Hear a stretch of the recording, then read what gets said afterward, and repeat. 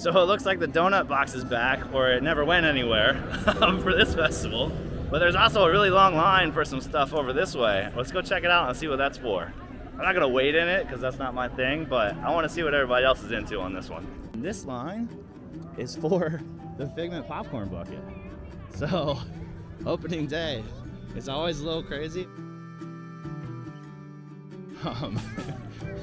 But there's your line for the Figment Popcorn Bucket.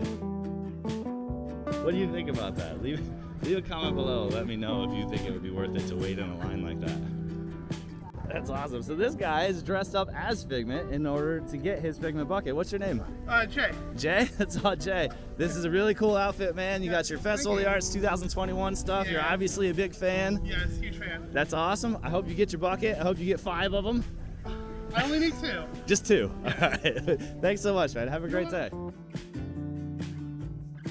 I've never recorded so much of a line, but this is still the line, and it wraps all the way from Test Track down over there to Figment, so people can get these popcorn buckets.